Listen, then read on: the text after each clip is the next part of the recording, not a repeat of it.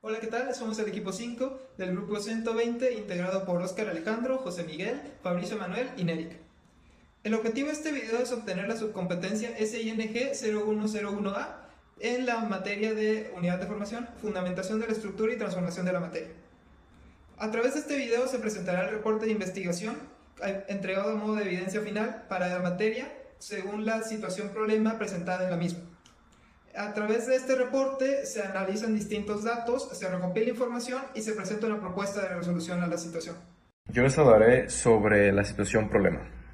En 2014, un derrame de hidrocarburos de Pemex contaminó el río San Juan, causando graves daños en los ecosistemas y en la calidad de agua para el consumo humano y animal.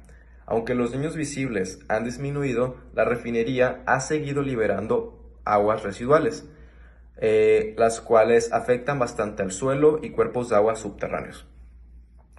Esto continúa impactando negativamente a las comunidades locales, ya que ellas dependen del río para su consumo de agua potable y además también para algunas actividades de agricultura. El consumo de agua contaminada les puede causar algunas enfermedades, como enfermedades gastrointestinales o daño hepático. También les quiero comentar sobre las propiedades y estructuras sobre el petróleo e hidrocarburos. Entonces, comenzamos. El petróleo está compuesto por hidrocarburos, que son combinaciones de hidrógeno y carbono. Algunos ejemplos son como parafinas, naftenos y aromáticos, además de derivados del metano. Su fórmula general es CnH2n más 2. Algunas propiedades del petróleo son que es un líquido denso y viscoso, que sus colores varían desde un negro a un amarillo, tiene un color desagradable y tiene un alto poder calórico. Los hidrocarburos, por otra parte, son compuestos orgánicos formados únicamente por átomos de carbono e hidrógeno. La estructura molecular consiste en un armazón de átomos de carbono a los que se unen átomos de hidrógeno. Tienen puntos de ebullición y densidad que aumentan con el tamaño de la molécula. Son insolubles en el agua y pueden generar contaminantes como CO2 o CO al quemarse. Hola, buenas tardes. Yo me llamo Óscar Alejandro y les voy a estar presentando el agua y su estructura y sus propiedades. La fórmula química del agua es H2O, como ya todos sabemos, es un átomo de oxígeno y tiene dos de hidrógeno, uno con carga positiva y otro con carga negativa. Esto, debido a que estas son unas cargas diferentes, tiende a agruparse entre sí todo este tipo de moléculas, por lo que nosotros siempre vamos a ver el agua unida, por así decirlo.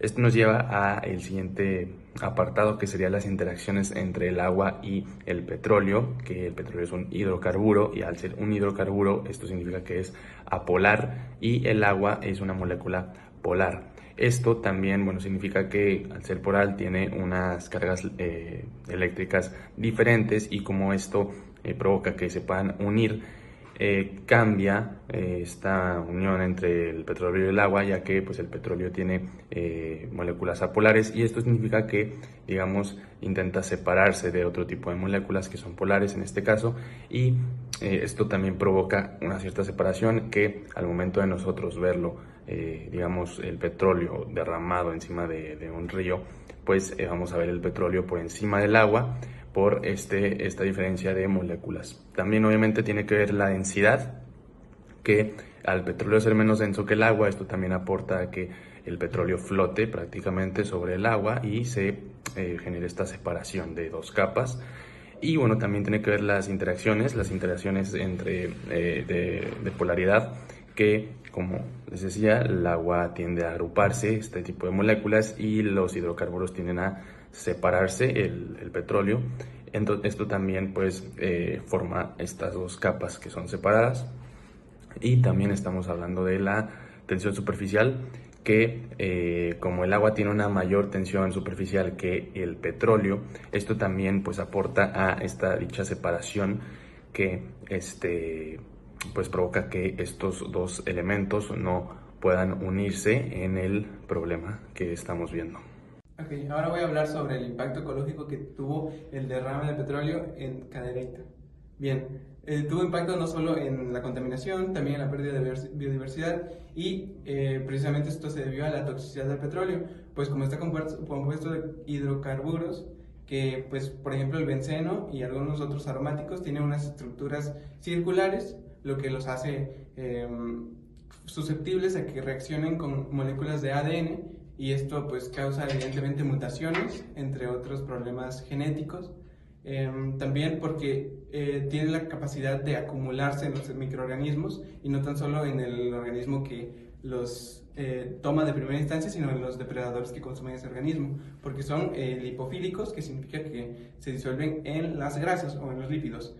Okay, también la contaminación afecta porque se forma una película, o así se le llama, que es una capa delgada de petróleo encima del agua del río, lo que hace que evite que los rayos solares pasen hacia las plantas y algas que se encuentran en el fondo del río, y pues estas se mueren a falta de fotosíntesis. Otro aspecto importante a considerar es el impacto económico, ya que a pesar de que estamos proponiendo una situación que consideramos bastante viable, esta requerirá de recursos, y pues recursos tanto humanos como financieros, entonces hay que considerar eso como un impacto. También las multas que deberían de implicar a las compañías, como por ejemplo en este caso Pemex, son un impacto, independientemente si es positivo o negativo, son un impacto, ¿okay?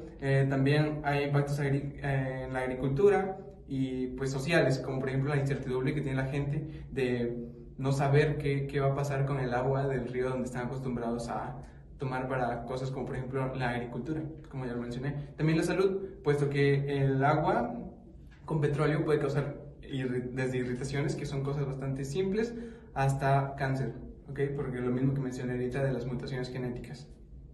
Es debido a esto que existen varias limitaciones, por ejemplo, la norma oficial mexicana, NOM 127 SSA-1-2021, que establece los límites permisibles de la calidad del agua para el uso y consumo humano. También el artículo 4, específicamente el párrafo 6 de la Constitución Política de los Estados Unidos Mexicanos, que establece que toda persona tiene derecho al acceso, disposición y saneamiento del agua para su uso personal, y también que sea de forma suficiente, saludable, aceptable y asequible. Son puntos muy importantes, específicamente el saludable.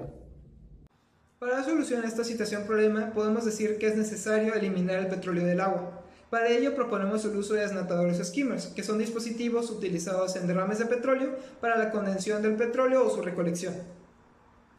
Estos dispositivos funcionan a través de rodillos de petróleo, los cuales son oleofílicos, lo que les permite ser selectivos a la hora de qué sustancias absorben. Estos dispositivos, debido a la diferencia que existe entre la densidad del agua y su densidad, permiten flotar sobre el agua, y al mismo tiempo aprovechar la misma diferencia de densidad existente entre los hidrocarburos que conforman al petróleo y el agua. Estos rodillos pueden absorber hasta 20 veces su tamaño en hidrocarburos u otros aceites que conformen al petróleo. De manera que consideramos esta una opción viable para respetar los derechos de acceso libre al agua de la comunidad. Una forma de aplicar estos dispositivos sería instalando sistemas a lo largo del río que permitan la recolección del petróleo del agua, y de esta forma evitar la contaminación de otras fuentes cercanas y del medio ambiente en general. Finalmente, podemos llegar a la conclusión que al analizar este problema pudimos observar las distintas propiedades de las sustancias involucradas y llegar a una propuesta de solución transversal para este problema, que considera tanto aspectos sociales, económicos y medioambientales. Sin más por nuestra parte, sería todo. Muchas gracias.